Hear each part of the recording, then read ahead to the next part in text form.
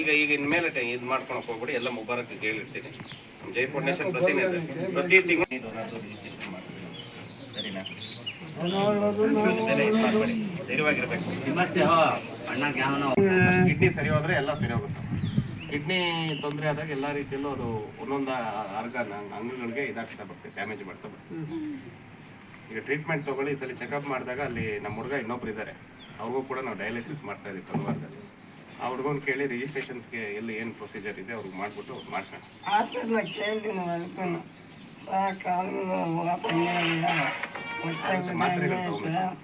ಅಂದರೆ ಎಲ್ಲರೂ ಇಲ್ಲೇ ಇಟ್ಕೊಂಡ್ರೆ ಬೆಡ್ಗಳು ಖಾಲಿ ಆಗಬೇಕಮ್ಮ, ಇನ್ನೂ ಪೇಷಂಟ್ಗಳು ಬರ್ತಾರೆ ಅಂತ ನಮಗೆ ಗೊತ್ತೇ ಇಲ್ಲ. 3 ದಿವಸಕ್ಕೆ ಡಿಸ್ಚಾರ್ಜ್ ಮಾಡಿಬಿಟ್ಟಾರೆ. ಇಲ್ಲ, ಅದು ಈ ಸಲ ನಾನು ಅದನ್ನು ಡಾಕ್ಟರ್ ಹತ್ರ ಕೂಡ ಮಾತಾಡ್ತೀನಿ, ಅದು ರಿಜಿಸ್ಟ್ರೇಷನ್ ಮಾಡ್ಸೋಣ. ಇಷ್ಟೊತ್ತಿಗೆ ಮಾಡಿಸಿದ್ದಾಗಿತ್ತು, ನೀವು ಗೊತ್ತಾಗಿದ್ದ ನಂತರ ಇನ್ನು ರಿಪೋರ್ಟ್ ಬರಬೇಕು ಸೋಮವಾರ ಅಂತ ಹೇಳಿದ್ರು. ಇಲ್ಲ, ಅದು ರಿಜಿಸ್ಟ್ರೇಷನ್ ಮಾಡ್ಸೋಣ ಮೈಸಲ್ಲಿ. ಯಾಕಂದ್ರೆ ಅದು ಮೊದಲೇ ಮಾಡಿಸಿದ್ರೆ ಇನ್ ಕೇಸ್ ಯಾರಾದರೂ ಈ ಕಿಡ್ನಿ ಮ್ಯಾಚ್ ಆಗೋದಿದ್ರೆ ಅವ್ರು ಕರೀತಾರೆ. ಇಮ್ಮಿಡಿಯೇಟ್ ಆಪ್ರೇಷನ್ ಮಾಡಿಸ್ಬಿಟ್ಟು ಅವ್ರದ್ದೇನು ಅದು ಮೆಡಿಸಿನ್ಸ್ ಏನಿದೆ ಪ್ರತಿ ತಿಂಗಳು ವ್ಯವಸ್ಥೆ ಮಾಡಬೇಕು.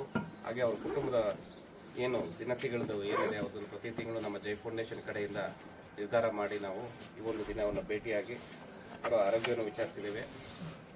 ಇದರ ಉದ್ದೇಶ ಏನಂದರೆ ಇವರಿಗೆ ಒಂದು ಮಾನಸಿಕವಾಗಿ ಧೈರ್ಯವನ್ನು ತುಂಬಬೇಕು, ಅದೇ ರೀತಿ ಅವರ ಕುಟುಂಬದ ಜೊತೆಗೆ ನಿಲ್ಲಬೇಕು ಅಂತ ಹೇಳಿ ನಮ್ಮ ಜೈ ಫೌಂಡೇಶನ್ ಏನು ಪ್ರತಿ ತಿಂಗಳು, ಈಗ ಅಮ್ಮವರಿದ್ದಾರೆ, ಮಕ್ಕಳಿದ್ದಾರೆ, ಯಜಮಾನರಿದ್ದಾರೆ, ಹಿರಿಯರಿದ್ದಾರೆ, ಅವ್ರ ಮುಂದೆ ನಾನು ಅವ್ರಿಗೆ ಒಂದು ಮಾತನ್ನು ಕೊಟ್ಟಿದ್ದೇನೆ.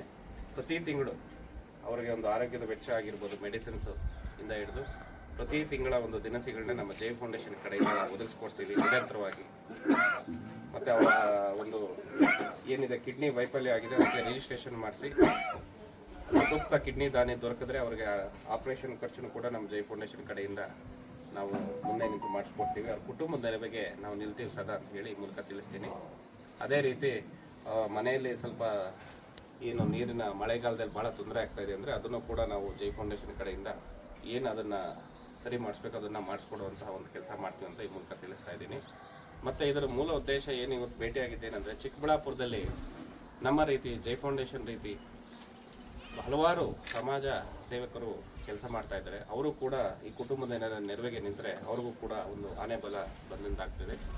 ಈ ಮೂಲಕ ನಾನು ಮನವಿ ಮಾಡ್ಕೊಳೋದೇನೆಂದರೆ, ಎಲ್ಲರಿಗೂ ಕೂಡ ಭಾಳಷ್ಟು ಕುಟುಂಬಗಳು ಈ ರೀತಿ ನೋವಿನಲ್ಲಿದೆ, ಅವರು ಬೆಳಕಿಗೆ ಬರ್ತಾ ಇಲ್ಲ. ನಮ್ಮ ಮಾಧ್ಯಮದ ಮುಖಾಂತರವಾಗಿ ಇಂಥ ಒಂದು ಕುಟುಂಬಗಳ ಜೊತೆ ನಿಲ್ಲೋ ಕೆಲಸ ಸಮಾಜ ಸೇವಕರು ಮಾಡಬೇಕು. ನಿಷ್ಪಕ್ಷಪಾತವಾಗಿ ಎಲ್ಲರೂ ಸೇರಿ ಕೈ ಜೋಡಿಸಿದಾಗ ಒಂದು ಕುಟುಂಬಕ್ಕೆ ನಾವೊಂದು ಆಸರೆಯಾಗಿ ನಿಲ್ಲುವಂಥ ಕೆಲಸ ಆಗುತ್ತೆ ಅಂತ ಈ ಮೂಲಕ ಮನವಿ ಮಾಡ್ಕೊತಾ ಇದ್ದೀನಿ. ಎಲ್ಲರಿಗೂ ಒಳ್ಳೆಯದಾಗಲಿ. ಅದೇ ರೀತಿ ಈ ಕುಟುಂಬದವರಿಗೆ ನಾವು ಮಾನಸಿಕವಾಗಿ ಧೈರ್ಯ ತುಂಬಿ ಅವ್ರ ಜೊತೆ ಒಂದು ಕುಟುಂಬದ ಸದಸ್ಯರಾಗಿ ನಾನು ಇರ್ತೀನಿ ಅಂತ ಹೇಳಿ ಮೂಲಕ ತಿಳಿಸ್ತೀನಿ. ಧನ್ಯವಾದಗಳು.